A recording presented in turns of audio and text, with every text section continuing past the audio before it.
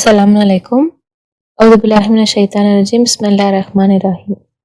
Inshallah, இன்னைக்கு பார்க்க போகிற submitters perspective article February 2025 edition titled Winners and Losers. வெற்றியாளர்களும் தோல்வியடைந்தவர்களும். ஒவ்வொரு வருஷமும் ஃபுட்பாலில் super bowl, world series, Stanley cup அப்படின்னு நிறையா டோர்னமெண்ட்ஸ், நிறையா கேம்ஸ் நடக்கும். அப்படி நடக்கிறப்போ ஒவ்வொரு தடவையும் எந்த டீம் ஜெயிக்குதோ அந்த டீமில் விளையாடினவங்களும் சரி, அந்த டீமோட ஃபேன்ஸும் சரி ரொம்ப சந்தோஷமாயிடுவாங்க, ரொம்ப செலிப்ரேட் பண்ண ஆரம்பிச்சிருவாங்க.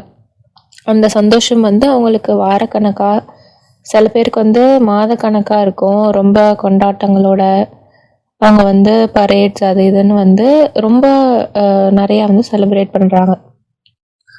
அது கடைசியாக அவங்க விளையாடுற அந்த விளையாட்டு மட்டும் இல்லை, அந்த இடத்துக்கு போகிறதுக்கு, அந்த ஃபைனலாக அந்த மேட்ச் வரைக்கும் வர்றதுக்கு அவங்க எவ்வளோ உழைச்சிருக்காங்க அப்படின்றத எல்லாத்தையும் பொறுத்திருந்தது தான் அந்த celebration. NFL national football league அதுக்குள்ளே போகணுன்னாலே ஒரு ஒரு ஸ்டூடெண்ட்டோ ஒரு ஸ்கூலில் படிக்கிறவங்க ஒரு அப்ராக்சிமேட்டாக அந்த வருஷத்துக்கு 10,000 மணி நேரம் அவங்க அந்த ஃபுட்பால் ப்ராக்டிஸில் இருந்திருக்காங்க அப்படின்னு ரெக்கார்டு இருக்கணுமா. ஸோ அந்த மாதிரி அவ்வளோ ஒரு பெரிய ஒரு ஸ்போர்ட்ஸ் டீமில் போகிறதுக்காக அவங்க கொடுக்குற நேரமும் சரி, அதுக்காக அவங்க செலவு பண்ணுற பணமும் சரி, அது ரொம்ப அதிகமானது. அதுக்காக அவங்க போடுற உழைப்பு, அவங்க அட்டென்ட் பண்ணுற மீட்டிங்ஸ், அதில் அந்த ப்ராக்டிஸ் அப்போ அவங்களுக்கு எவ்வளோ அடிப்படும், அந்த இன்ஜுரிஸ் எல்லாத்துக்குமே அவங்க ட்ரீட்மெண்ட் எடுக்கிறது, அதுக்காக அவங்கள ஃபிட்டாக வச்சுக்கிறதுக்கு அவங்க வெயிட் ட்ரைனிங் எடுக்கிறது அப்படின்னு அந்த லிஸ்ட் அப்படியே போய்கிட்டே இருக்கும். அவ்வளோ அதுக்காக உழைக்கிறாங்க அவங்க. இது ரொம்ப பெருசு. ஆனால் எவ்வளோ நாள் அது நீடிக்கும் அப்படின்னா ரொம்ப குறுகிய காலம்தான். மக்கள் இது எல்லாத்தையுமே சீக்கிரமாக மறந்துடுவோம். ஒரு 30 வருஷம் முன்னாடி சூப்பர் பவுல் யார் ஜெயிச்சா அப்படின்னு கேட்டோன்னா யாருக்காச்சும் ஞாபகம் இருக்குமா அப்படின்னு பார்த்தோன்னா இருக்காது மோஸ்ட்லி. அண்ட் இது வெறும் ஃபுட்பால் பற்றினது மட்டும் கிடையாது. எந்த ஒரு விளையாட்டு நம்ம எடுத்துக்கிட்டாலும், ஃபார் எக்ஸாம்பிள் நம்ம ஊரில் கிரிக்கெட் ரொம்ப ஃபேமஸ். IPL வருஷம் நடக்குது. அவ்வளோ மக்கள் அதை ரொம்ப க்ரேஸாக செலிப்ரேட் பண்ணுறாங்க. ஆனால் அது முடிஞ்சிருச்சு அப்படின்னா யாருமே அதை பெருசாக கண்டுக்க போகிறது கிடையாது. அது ஸ்போர்ட்ஸுன்னு இல்லை, ஏதோ ஒரு விஷயம் அப்போ அது ரொம்ப முக்கியமாக இருந்தாலும் கொஞ்ச நாளுக்கு அப்புறம் மக்கள் அதை பற்றி கண்டுக்க போகிறது கிடையாது.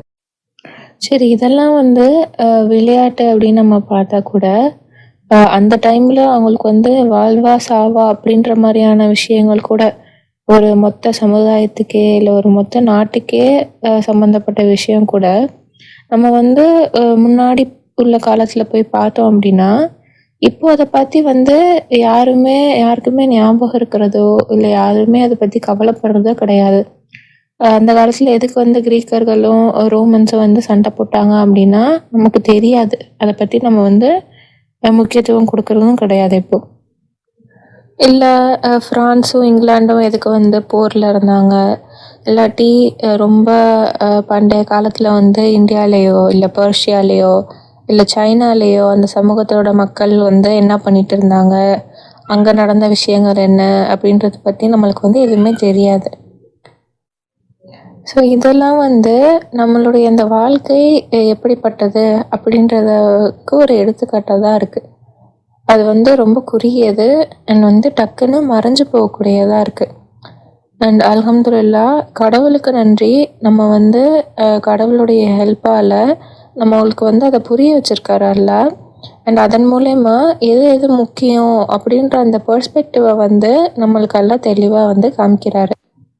ஸோ இன்ஷா அல்லாஹ் நம்ம இந்த உலக வாழ்க்கையோட நம்ம ரொம்ப அட்டாச்ட் ஆயிடாமல் இருக்கணும். ஏன்னா நம்மளுக்கு தெரியும் இது எல்லாத்தையும் நம்ம விட்டுட்டு தான் போகிறோம். இது நம்மளுக்கு நீடிச்சு இருக்க போகிறது கிடையாது அப்படின்னு. சூரா 6 வசனம் 32. நமது முன்னுரிமைகளை மாற்றியமைத்தல். இந்த உலகத்தின் வாழ்க்கை மாயை மற்றும் வீண் பகட்டு தவிர வேறில்லை. அதே சமயம் மறு உலகின் வீடோ நன்னறியாளர்களுக்கு மிக மிக சிறந்தது. சூரா 28 வசனம் 60. உங்களுக்கு கொடுக்கப்பட்டிருப்பவை ஒவ்வொன்றும் இந்த வாழ்வின் பொருட்களும் மேலும் அவற்றின் ஆடம்பரங்களுமே ஆகும். கடவுளிடம் இருப்பவையோ மிகவும் மேலானதாகவும் நிலைத்திருப்பவையாகவும் உள்ளன. நீங்கள் புரிந்து கொள்ள வேண்டாமா? ஆனால் இப்போ நம்மளே கேள்வி கேட்டுப்போம், மறு உலகத்துக்காக எந்த அளவு நம்ம உழைப்பை போடுறோம் அப்படின்னு. நம்ம ஒரு விளையாட்டு வீரரையோ இல்லை அந்த டீமில் இருக்கிற யாரையோ நம்ம கேட்டாலும், ஒரு நாளைக்கு நீங்கள் 8லேருந்து 10 மணி நேரம் வேலை செய்யணும், ஒவ்வொரு வாரமும் ஒவ்வொரு வருஷமும் அப்படி செஞ்சீங்கன்னா நீங்கள் இந்த சூப்பர் பவுலுக்குள்ளே, அந்த கேமுக்குள்ளே, ஃபைனல் மேட்ச்க்குள்ளே நீங்கள் போயிடலாம் அப்படின்னா நீங்கள் அந்த உழைப்பை போடுவீங்களா அப்படின்னு கேட்டோன்னா, மோஸ்ட்டாக எல்லாருமே கண்டிப்பாக போடுவேன் அப்படின்னு தான் சொல்லுவாங்க, கொஞ்சம் கூட தயக்கம் இல்லாமல். அந்த டீமோட கோச்சாக இருக்கட்டும், இல்லை வேறு யாராக இருக்கட்டும், அந்த டீமோட தொடர்புடையவங்க, அவங்க அந்த ஒரு பரிசுக்காக, அதில் ஜெயிக்கிறதுக்காக அவங்க அந்த உழைப்பை போடுறதுக்கு தயாராக இருப்பாங்க, கொஞ்சம் கூட தயக்கமே இல்லாமல். ஆனால் நம்ம அந்த மாதிரி இருக்கோமா? மறு உலகத்துக்காக அவ்வளோ ஒரு கடினமான உழைப்பை போடுறதுக்கு நம்ம தயாராக இருக்கோமா அப்படின்னு நம்ம யோசித்து பார்க்கணும். கடவுளை திருப்திப்படுத்துறதுக்காகவும் நம்மளுடைய ஆன்மாக்களை வளர்த்துக்கிறதுக்காகவும். ஏன்னா மறு உலகத்தில் கிடைக்க போகிற அந்த வெற்றி என்றென்றும் நிலைத்திருக்கக்கூடியதாக இருக்குது. அது இந்த விளையாட்டு மாதிரி போன வருஷம் நியூஸாக அது ஆகிடாது. ஒரு வருஷம் நடந்ததா அடுத்த வருஷம் மறக்கிற மாதிரி இல்லை. அது என்றென்றும் நிலைத்திருக்க போகிற ஒரு விஷயமா இருக்குது. ஸோ நம்ம இந்த உலகத்தில் ஜெயிக்கிறோமோ தோக்குறோமோ, அது நம்மளோட எட்டர்னல் வாழ்க்கையில் பார்க்குறப்போ அது முக்கியமாக இருக்க போகிறது கிடையாது. ஆனால் மறு உலகத்தை பற்றி பார்க்குறப்போ அதில் தோல்வி அடைஞ்சவங்களா நம்ம இருந்துடக்கூடாது. ஏன்னா அப்படி இருந்துட்டோம் அப்படின்னா என்றென்றைக்கும் நம்ம அதே நிலையில் தான் இருக்கிற மாதிரி ஆகிடும். சூரா 8:37. கடவுள் நல்லதிலிருந்து கெட்டதை செழித்தெடுப்பார், பின்னர் கெட்டதை ஒன்றன் மேல் ஒன்றாக அடுக்கி எல்லாவற்றையும் ஒரே அடுக்காக்கி பின்னர் அதனை நரகில் எறிவார். இத்தகையவர்கள் தான் நஷ்டமடைந்தவர்கள். நம்ம குரானில் பார்க்குறோம், கடவுள் நம்மளுக்கு சொல்லித்தராங்க, கடவுளுடைய பார்வையில் தோல்வியடைந்தவங்களாம் நம்ம ஆகிறதுக்கு என்னென்ன விஷயங்கள்லாம் நம்மளை அந்த மாதிரியான ஒரு நிலைக்கு கொண்டு போய் விடும் அப்படின்னு சொல்லித்தராங்க. ஸோ அதில் முதலாக ரொம்ப முக்கியமாக இருக்கிறது ஐடல் வர்ஷிப், இணை தெய்வ வழிபாடு. சூரா 39:65. இணை தெய்வ வழிபாடு எல்லா காரியங்களையும் பயனற்றதாக்கி விடுகின்றது. எப்பொழுது நீர் இணை தெய்வ வழிபாடு செய்தாலும் உம்முடைய அனைத்து காரியங்களும் பயனற்றதாகிவிடும், மேலும் நீர் நஷ்டவாளிகளுடன் இருப்பீர் என உமக்கு முன்னிருந்தவர்களுக்கும் வெளிப்படுத்தப்பட்டுள்ளது. அடுத்து சரணடைந்தல், சம்மிஷனை தவிர வேற எந்த ஒரு மார்க்கத்தையுமே பின்பற்றுறது. சூரா 3:85. கடவுளால் அங்கீகரிக்கப்பட்டது ஒரே ஒரு மார்க்கம்தான். எவரொருவர் அடிபணிதல் அல்லாததை தனது மார்க்கமாக ஏற்றுக்கொள்கின்றாரோ அது அவரிடமிருந்து ஏற்றுக்கொள்ளப்பட மாட்டாது. இன்னும் மறு உலகில் அவர் நஷ்டவாளிகளுடன் இருப்பார். அடுத்து மறு உலகத்தை பற்றி தெரியாமல், அதை பற்றி விழிப்புடன் இல்லாமல், இல்லாட்டி அதை நம்ப மறுத்து இருக்கிறது. சூரா 6:31. அந்த நேரம் திடீரென அவர்களிடம் வரும் வரை கடவுளை சந்திப்பதை நம்ப மறுத்துவிட்டு அதன் பிறகு நாங்கள் எங்கள் வாழ்க்கையை இந்த பூமியில் வீணாக்கியதற்கு ஆழ்ந்த வருத்தம் அடைகின்றோம் என்று கூறுபவர்கள் நிச்சயமாக நஷ்டவாளிகளே. அவர்கள் தங்களுடைய முதுகுகளில் தங்களுடைய பாவங்களின் சுமைகளை சுமப்பார்கள். எத்தகையதொரு துன்பகரமான சுமை! சூரா 6:32. நமது முன்னுரிமைகளை மாற்றியமைத்தல். இந்த உலகத்தின் வாழ்க்கை மாயை மற்றும் வீண் பகுட்டு தவிர வேறில்லை. அதே சமயம் மறு உலகின் வீடோ நன்னறியாளர்களுக்கு மிக மிக சிறந்தது. உங்களுக்கு புரியவில்லையா? அடுத்த விஷயம், நம்ம மறுப்பவர்களோட ஒன்று சேர்றது. சூரா 11:113.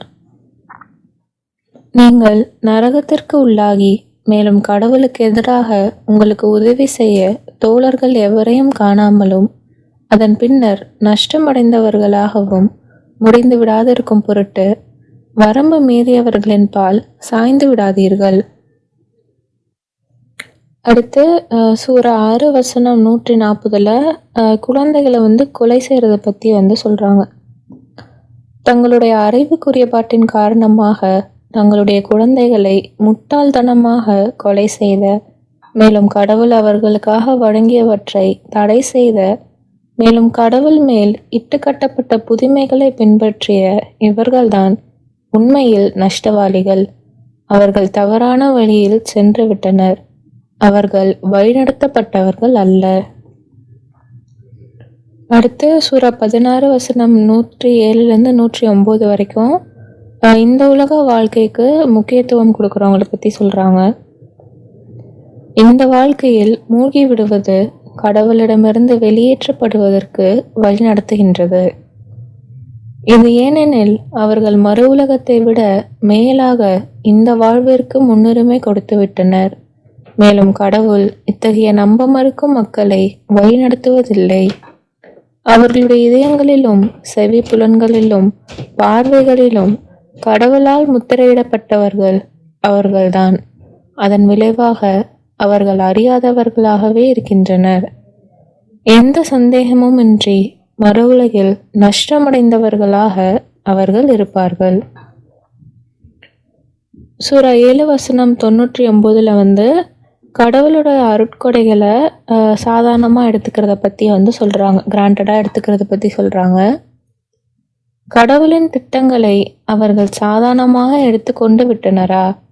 நஷ்டவாளிகளை தவிர வேறு எவரும் கடவுளின் திட்டங்களை சாதாரணமாக எடுத்துக்கொள்ள மாட்டார்கள். அடுத்து சூரா 58 வசனம் 19ல் ஷைத்தானோட கிசுகிசுப்புக்கு செவிமடுக்கிறத பற்றி சொல்கிறாங்க. அவங்களாம் நஷ்டவாளிகள் அப்படின்னு.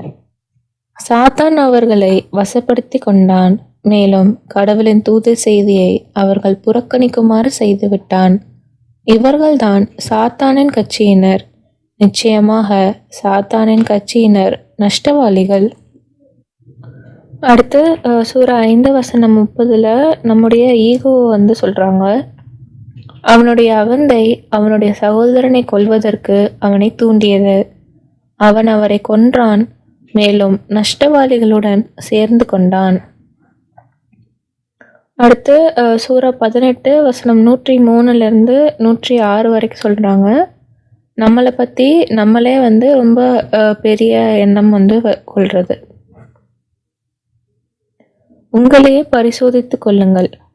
கூறுவீராக, மோசமான நஷ்டவாளிகள் யார் என்பதை நான் உங்களுக்கு கூறட்டுமா? இந்த வாழ்வில் எவர்களுடைய காரியங்கள் முற்றிலும் வழிதவறியவையாக இருந்த போதிலும் தாங்கள் நல்ல காரியங்கள் செய்வதாகவே எண்ணிக்கொண்டிருக்கின்றார்களோ அவர்கள்தான். இத்தகையவர்கள்தான் தங்கள் இரட்சகருடைய வெளிப்பாடுகளையும் மேலும் அவரை சந்திப்பதையும் நம்ப மறுத்தவர்கள். ஆகையால் அவர்களுடைய காரியங்கள் வீணாக உள்ளன. மீண்டும் உயிர்ப்பித்தெழுப்பப்படும் நாளில் அவற்றிற்கு மதிப்பு எதுவும் இருக்காது.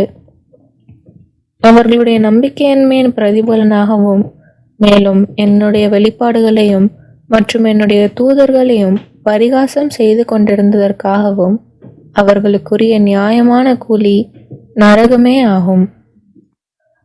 ஸோ இதெல்லாம் நம்மளை நஷ்டமடைந்தவர்களை ஆக்கிடும் அப்படின்னு குரானில் சொல்கிறாங்க. ஸோ நம்ம ஜெயிக்கணும் அப்படின்னா என்ன பண்ணணும் அப்படின்றது குரானில் ரொம்ப ஸ்டார்டிங்லேயே எல்லாம் வெற்றியாளர்களை பற்றி பேசுகிறாங்க. சூரா 2 வசனம் 2லேருந்து 5 வரை. இந்த வேதம் தவறிழைக்காதது, நன்னறியாளர்களுக்கு ஒரு வழிகாட்டி. 3 வகையான மனிதர்கள். ஃபர்ஸ்ட் நன்னறியாளர்கள். அவர்கள் காண முடியாதவற்றில் நம்பிக்கை கொள்வார்கள், தொடர்பு தொழுகைகளை கடைபிடிப்பார்கள், மேலும் அவர்களுக்கு நாம் வழங்கிய வாழ்வாதாரங்களிலிருந்து தர்மம் கொடுப்பார்கள். மேலும் அவர்கள் உமக்கு வெளிப்படுத்தவற்றிலும் உமக்கு முன்னர் வெளிப்படுத்தப்பட்டவற்றிலும் நம்பிக்கை கொள்வார்கள். மேலும் மறு உலகை குறித்து அவர்கள் பரிபூர்ணமான உறுதியோடு இருப்பார்கள். இவர்கள்தான் அவர்களுடைய இரட்சகரால் வழிநடத்தப்பட்டவர்கள். இவர்களே வெற்றியாளர்கள். ஸோ நம்ம வெற்றி பெற்றவர்களாக இருக்கலாம். நம்ம கடவுளுடைய வழிகாட்டுதலை பின்பற்றி அவரை மட்டுமே வழிபாடு செஞ்சு நம்மளுடைய ஜின்னுக்கு எதிராகவும் ஷைத்தானுக்கு எதிராகவும் பாடுபட்டு நம்ம உறுதிப்பாட்டோட ரொம்ப பணிவோட நன்னெறியோடு இருந்தோம் அப்படின்னா நம்மளுடைய வழிபாட்டு முறைகள் நம்மளுடைய தொழுகை எல்லாத்தையுமே பயபக்தியோட தொடர்ந்து நம்ம செஞ்சுட்டு இருந்தோன்னா ரொம்ப சியர்ஃபுல்லாக முழு மனதோட சந்தோஷமாக நம்ம தர்மம் கொடுத்தோம் அப்படின்னா நம்மளும் வெற்றியாளர்களில் ஒருத்தராக இன்ஷால்லா இருக்கலாம். சூரா 3 வசனம் 104. நல்லதின் பால் அழைத்து நன்னறியை ஆதரித்து மேலும் தீமையை தடுக்கும் ஒரு சமூகம் உங்களில் இருக்கட்டும். இவர்களே வெற்றியாளர்கள். சூரா 7 வசனம் 8. அந்நாளில் தராசுகள் நீதத்துடன் நிறுவப்படும். எவர்களுடைய எடைகள் கனமாக உள்ளதோ அவர்களே வெற்றியாளர்கள் ஆவார்கள். சூரா 30 வசனம் 38. ஆகையால் உறவினர்களுக்கும் அவ்வாறே ஏழைகளுக்கும் வழிபோக்கர்களுக்கும் அவர்களுக்கு உரிமையுள்ள தர்ம பங்கை கொடுக்க வேண்டும். மெய்யாகவே கடவுளின் பொருத்தத்தை தேடுபவர்களுக்கு இதுவே மிகச்சிறந்ததாகும். அவர்களே வெற்றியாளர்கள். சூரா 23 வசனம் 111. அவர்களுடைய உறுதிப்பாட்டிற்கு பலனாக அவர்களை வெற்றியாளர்களாக ஆக்கியதன் மூலம் இன்றைய தினம் நான் அவர்களுக்கு வெகுமதி அளித்து விட்டேன். சூரா 28 வசனம் 67. வருந்தி நம்பிக்கை கொண்டு மேலும் நன்னறியானதொரு வாழ்வு நடத்துவோரை பொறுத்தவரை அவர்கள் வெற்றியடைந்தோருடன் இருப்பார்கள். சூரா 59 வசனம் 20. நரக நெருப்பில் வசிப்பவர்களும் மேலும் சுவனத்தில் வசிப்பவர்களும் சமமாக மாட்டார்கள். சுவனத்தில் வசிப்பவர்களே வெற்றியாளர்கள் ஆவார்கள். நம்ம பெரும்பான்மையான விளையாட்டு வீரர்களை பார்த்தோம் அப்படின்னா வெற்றி பெறவங்க இல்லை ஒரு நல்ல பொசிஷன் வரைக்கும் வரவங்க அவங்க உடல் ரீதியாக ரொம்ப அதிக திறனுடையவங்களா ரொம்ப ஸ்ட்ராங்காக ரொம்ப ஃபிட்டாக இருக்கிறவங்களா இருப்பாங்க. அண்ட் அந்த திறன் அவங்க வெற்றி பெறதுக்கான வாய்ப்பு அதிகரிக்குது. ஸோ அதே மாதிரி நம்மளுக்கும் கடவுள் ஒரு திறனை கொடுத்துருக்காங்க, ஒரு அட்வான்டேஜ் கொடுத்துருக்காங்க. நம்மளும் வெற்றியாளராக ஆகிறதுக்கு நமக்கு கடவுள் நம்ம பிறக்கும் போதே நம்மளுக்கு அந்த இன்ஸ்டிங்க்டை கொடுத்துருக்காங்க. கடவுளை பற்றின அறிவை நம்மளுக்கு கொடுத்து தான் எல்லாம் நம்மளை இந்த பூமிக்கு அனுப்பிச்சிருக்காங்க. ஸோ அது எப்படி ஒரு விளையாட்டு வீரர் கடவுள் கொடுத்த கிஃப்ட் அவருக்கு அவருடைய திறன் அப்படின்னு சொல்கிறாங்களோ அதே மாதிரி நம்மளுக்கு கடவுள் நம்மளுக்கு கொடுத்த ஒரு அட்வான்டேஜாக ஒரு ஸ்பெஷலான ஒரு கிஃப்டாக இந்த இன்ஸ்டிங்க்ட் இருக்குது. நம்ம எல்லாருமே அதை கொண்டு தான் இந்த பூமிக்கு வந்திருக்கோம். ஒருத்தர் விடாமல் எல்லாருமே. அல்ஹம்துலில்லாஹ். சூரா 7 வசனம் 172. நாம் கடவுளை பற்றிய இயற்கையான அறிவு கொண்டவர்களாக பிறக்கின்றோம். உம்முடைய இரட்சகர் ஆதாமின் சந்ததிகள் அனைவரையும் ஒன்று திரட்டி அவர்களையே அவர்களுக்கு சாட்சியாக வைத்ததை நினைவு கூர்வீராக. நான் உங்கள் இரட்சகர் அல்லவா? அவர்கள் அனைவரும் ஆம், நாங்கள் சாட்சியம் அளிக்கின்றோம் என்று கூறினார்கள். இதன்படி மீண்டும் உயிர்ப்பித்தெழுப்பப்படும் நாளில் இதனை பற்றி நாங்கள் அறியாதிருந்தோம் என்று நீங்கள் கூறிட இயலாது. ஸோ அது வெறும் ஆரம்பம் மட்டும்தான். இந்த நம்ம விளையாட போகிற இந்த விளையாட்டோட ரூல்ஸ் என்ன சட்டம் என்ன எல்லாத்தையுமே எல்லாம் நம்மளுக்கு தெளிவாக விளக்கிட்டாங்க.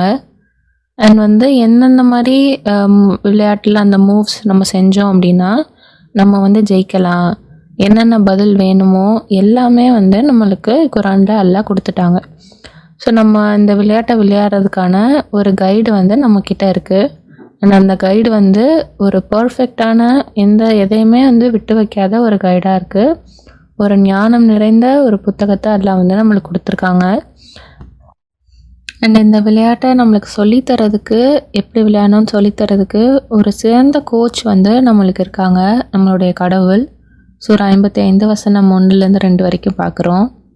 ஸோ இன்ஷா அல்லாஹ் நம்ம அதுக்கான வேலையை செஞ்சு நம்ம வந்து எந்த ஒரு குழியிலையும் விழுந்துடாமல் சரியாக நம்ம வந்து இந்த விளையாட்டை விளையாடி அதில் வந்து வெற்றியாளர்கள் ஆக்கிறதுக்கு கடவுள் நம்ம எல்லாருக்குமே உதவி செய்யணும் இன்ஷா அல்லாஹ். சூரா 10 வசனம் 62 65 வரை. மகிழ்ச்சி இப்பொழுதும் எப்பொழுதும். பரிபூர்ணமாக கடவுளின் கூட்டணியினர் அஞ்சுவதற்கு ஒன்றுமில்லை, அன்றே அவர்கள் துக்கப்படவும் மாட்டார்கள். அவர்கள் நம்பிக்கை கொண்டு மேலும் நன்னறியானதொரு வாழ்வு நடத்துபவர்களாக இருக்கின்றனர். அவர்களுக்கு இவ்வுலகிலும் அவ்வண்ணமே மறு உலகிலும் ஆனந்தமும் மகிழ்ச்சியும் உள்ளது. இது கடவுளின் மாற்ற முடியாத சட்டமாகும். இதுவே மகத்தான மாபெரும் வெற்றியாகும். அவர்களுடைய பேச்சுக்களால் கவலையடையாதீர். சக்தி அனைத்தும் கடவுளுக்கு உரியது. அவர் செவியேற்பவர், எல்லாம் அறிந்தவர். அல்ஹம்துலில்லாஹ். இந்த ஆர்டிக்கலோட ஆத்தர் பேர் ஃபைஸ். சலாம் அலைக்கும்.